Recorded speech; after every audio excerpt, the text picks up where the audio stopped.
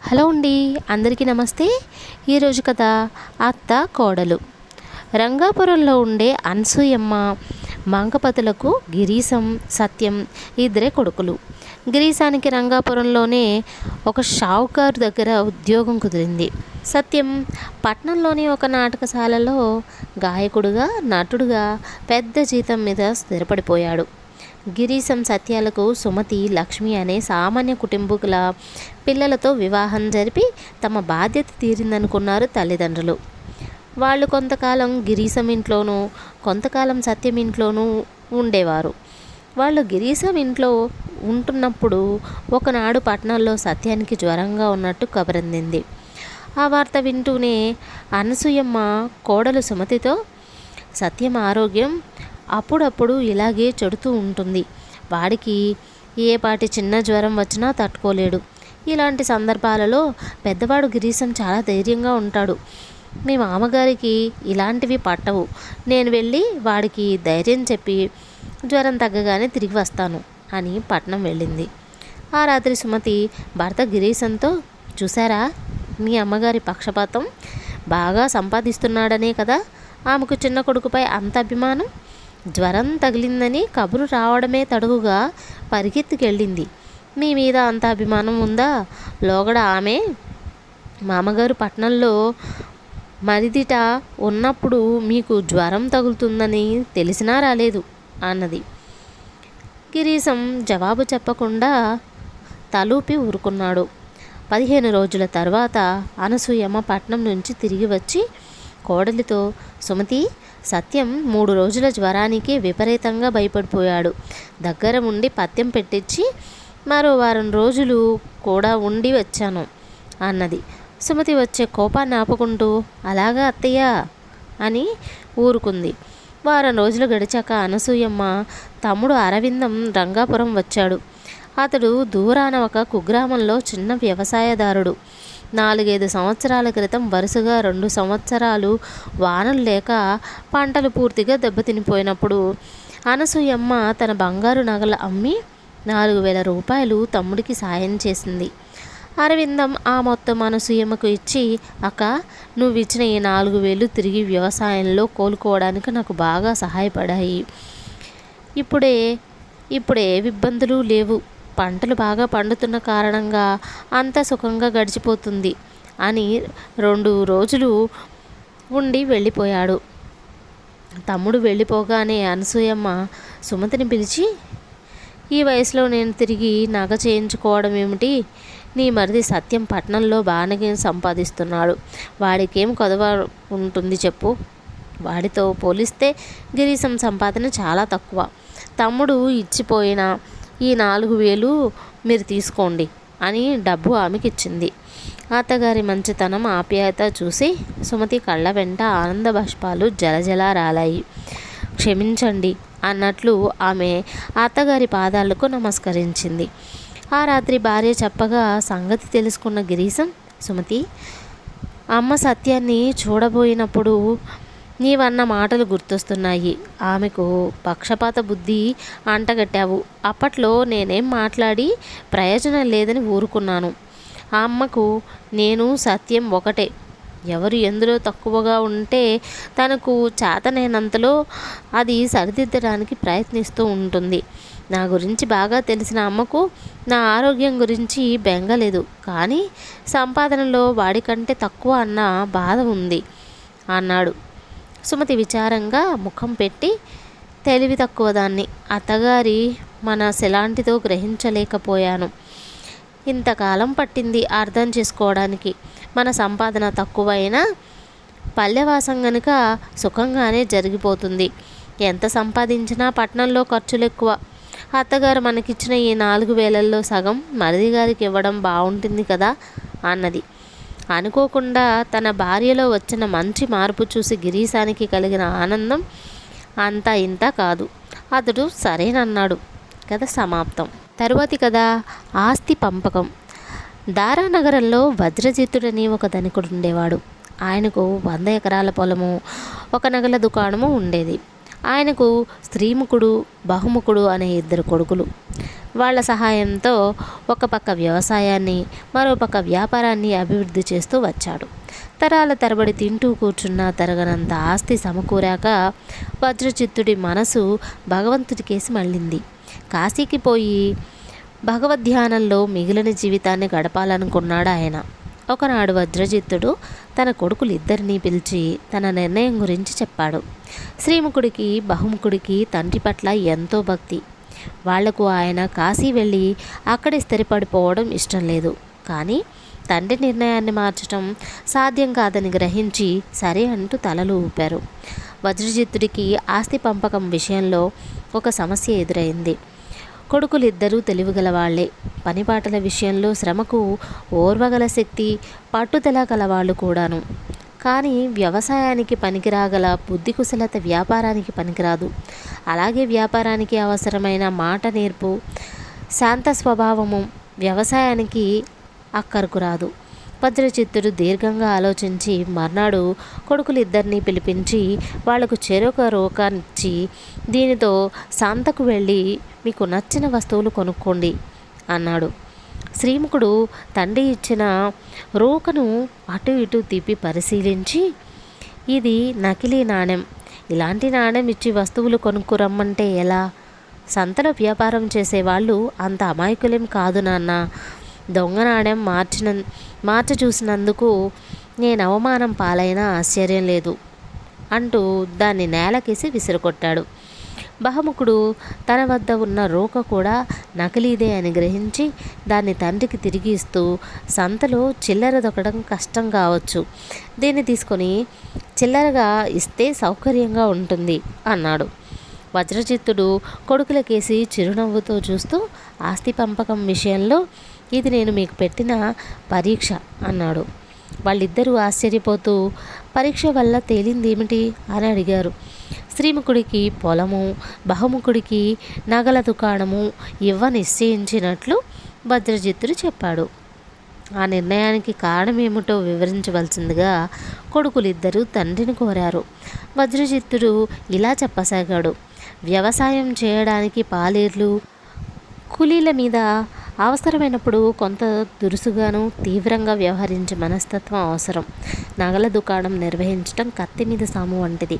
సామాన్యులు, జమీందారులు, రాజవంశస్థులు ఇలా అనేక తరగతులకు చెందిన ఖాతాదారులతో అతి నేర్పుగా యుక్తిగా వ్యవహరించవలసి ఉంటుంది.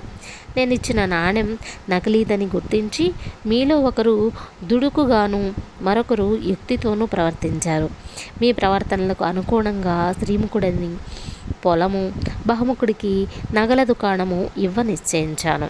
తండ్రి నిర్ణయం సమంజసంగానే తోచి ఇద్దరు కొడుకులు అందుకు సంతోషంగా అంగీకరించారు.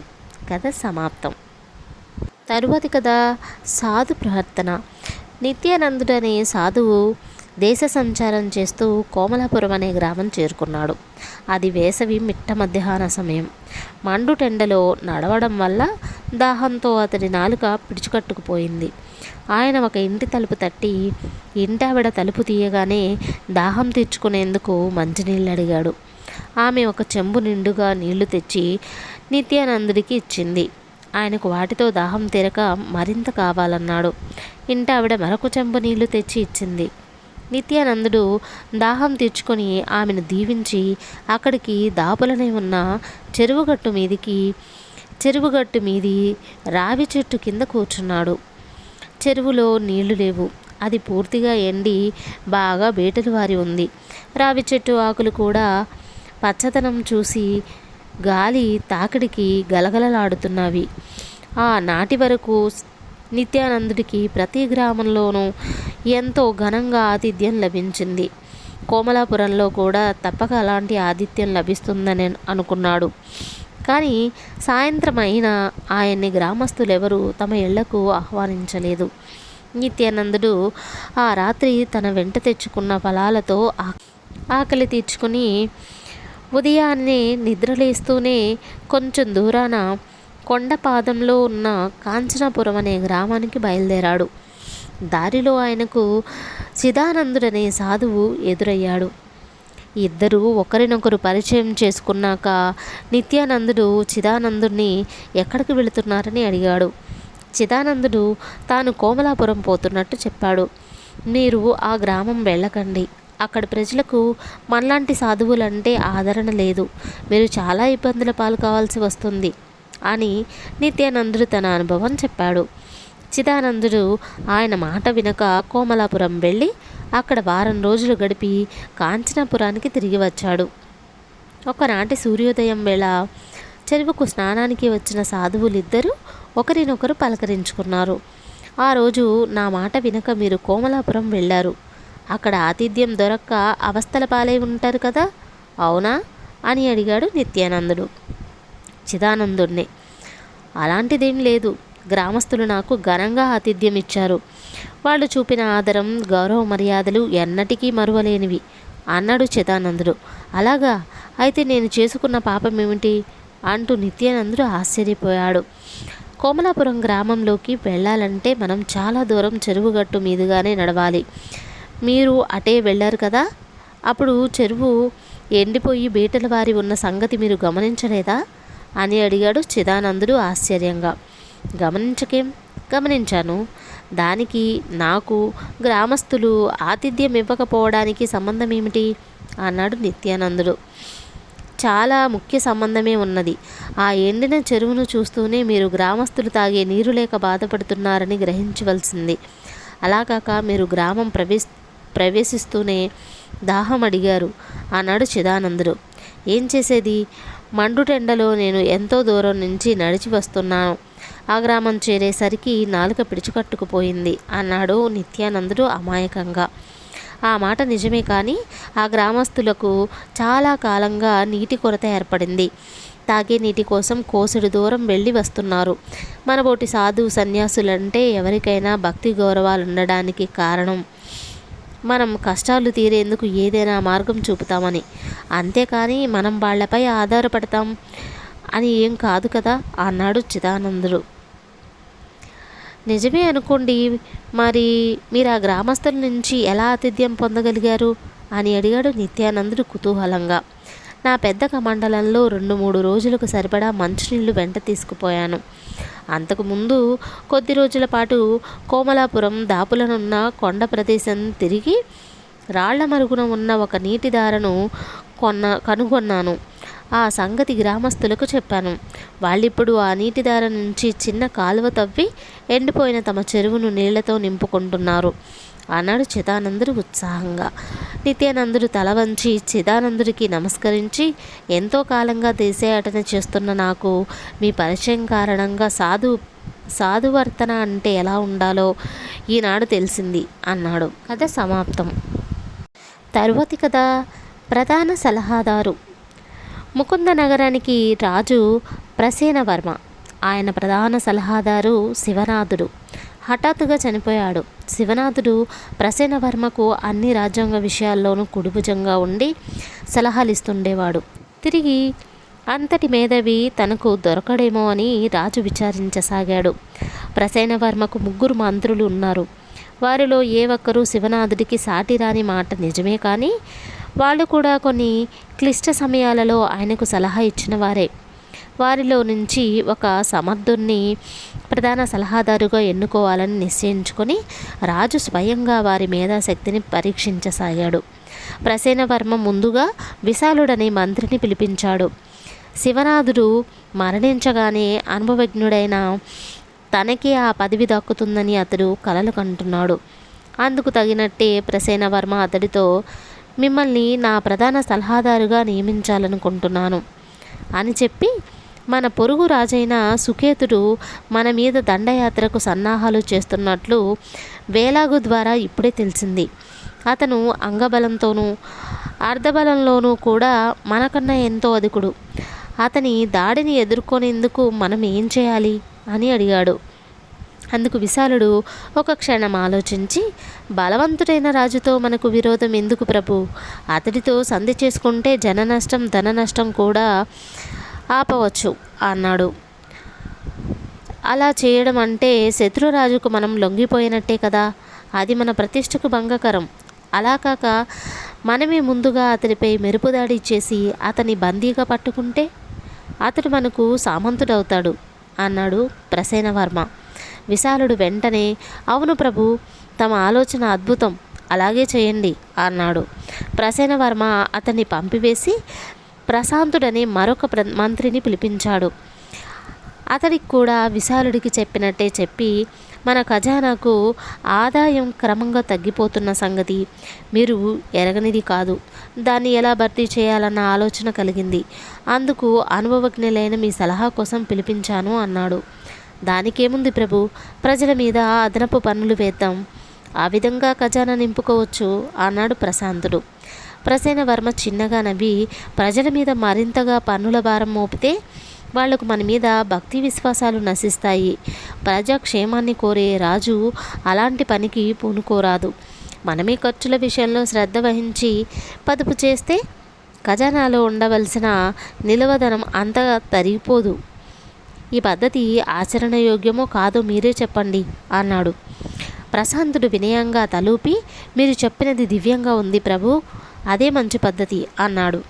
ప్రసేనవర్మ ప్రశాంతుడిని పంపేసి మూడవ మంత్రి అయిన శంకరభట్టును పిలిపించి విశాలుడికి ప్రశాంతుడికి చెప్పినట్టే ప్రధాన సలహాదారు పదవి ఇవ్వనున్నట్టు చెప్పి, మన రాజ్యంలోని దక్షిణ మండలంలో వానలు లేక కరువు పరిస్థితులు ఏర్పడినట్లు వార్తలు అందినాయి. కరువు నివారణకు బావులు తవ్వించటం అవసరం అనుకుంటున్నాను. మీ సలహా ఏమిటి అని అడిగాడు. శంకరభట్టు 2 నిమిషాలు ఆలోచించి, మహాప్రభు, దక్షిణ మండలంలో కరువు పరిస్థితులు ఏర్పడడం కాదు, ఇప్పటికే ప్రజలు తిండి గింజలు లేక ఆకలి బాధతో మరణాలు పాలవుతున్నట్టు విన్నాను. ఈ సమయంలో వాళ్లకు కావాల్సింది కడుపుకింత తిండి. మీరిప్పుడు బావులు తవ్విస్తూ కూర్చుంటే మరిన్ని దుర్మరణాలు తప్పవు. తమరు వెంటనే ఇక్కడ ఉన్న ధాన్యపు నిల్వలను దక్షిణ మండలంలోనికి తరలించండి. బావులు తవ్వడం కన్నా దక్షిణ మండలంలో ప్రాంతంలో ప్రవహిస్తున్న జీవనది గాయత్రి జలాలు ఆనకట్ట ద్వారా దక్షిణ మండలానికి అంతటికీ మళ్లించండి. బావులు తవ్వే ఖర్చు తప్పడమే కాక ఆ మండలం అంతా సస్యశ్యామలమవుతుంది అన్నాడు. ప్రసేనవర్మ చిరుకోపంగా, అయితే మా అభిప్రాయానికి విలువ ఏమాత్రం లేనట్టేనా? మా ఆలోచన సరైనది కాదని మీ అభిప్రాయమా అని అడిగాడు. శంకరభట్టు ఏమాత్రం కంగారు పడకుండా, సమయస్ఫూర్తి కలది కాదని మాత్రం చెప్పగలను మహారాజా. ఒక్క పక్క ఇళ్ళు తగిలిపడిపోతుంటే బావులు తవ్వే ప్రయత్నం లాంటివి నన్ను పిలిచి సలహా అడిగారు కాబట్టి నేను చెప్పవలసింది చెప్పాను అన్నాడు. మాకు ఆగ్రహం తెప్పిస్తే నీ గతి ఏమవుతుందో తెలుసా అన్నాడు రాజు కోపంగా. ప్రభువులు క్షమించాలి, నాకు తమరు ఇస్తామన్న ప్రధాన సలహాదారు పదవి ఇవ్వరు. బహుశా మంత్రి పదవి నుంచి కూడా తొలగించవచ్చు అన్నాడు శంకరభట్టు. ప్రసేనుడు శంకరభట్టును పంపించి వేసి మర్నాడు సభాముఖంగా ఆయనను తన ప్రధాన సలహాదారుగా నియమిస్తున్నట్లు ప్రకటించాడు. ఇది విని మంత్రులు, సభికులు ఎంతో ఆశ్చర్యపోయారు. మహారాజుకు శంకరభట్టుకు జరిగిన వాగ్వివాదం గురించి వాళ్ళు విని ఉన్నారు. శంకరభట్టుకు తీవ్ర దండన తప్పదని వాళ్ళు అందరూ కూడా భావించారు. రాజు ప్రసేనవర్మ ఆశ్చర్యంగా తనకేసి చూస్తున్న సభికులతో, నేను చేసిన నిర్ణయం మీకు ఆశ్చర్యకారణం అయి ఉంటుంది. కొత్త ప్రధాన సలహాదారు అన్నింటా శివనాథుడి శక్తి సామర్థ్యాలు కలిగి ఉండాలన్నది నా ప్రయత్నం. నేనొక్కసారి నా నిర్ణయాలను వ్యతిరేకించే వారి పట్ల అనాలోచితంగా కోపం తెచ్చుకుంటాను. అలాంటి సమయాల్లో సలహాదారు రాజ్యక్షేమం కన్నా తన ఉద్యోగ భద్రతకి ప్రాధాన్యం ఇవ్వడం జరిగితే తప్పక ముప్పు వాటిల్లే ప్రమాదం ఉన్నది. ఎదురైన సమస్యకు తగిన సలహా ఇచ్చి దానికి కట్టుబడి ఉండటం సలహాదారుకు ఉండవలసిన ప్రధాన గుణం. ఇది శివనాథుడిలో ఉన్నది. ఇప్పుడు అదే లక్షణం శంకరభట్టులో ఉంటుంది అని గ్రహించాను. అందువలనే ఆయనకు ఆ పదవి లభించింది అన్నాడు రాజు. కథ సమాప్తం.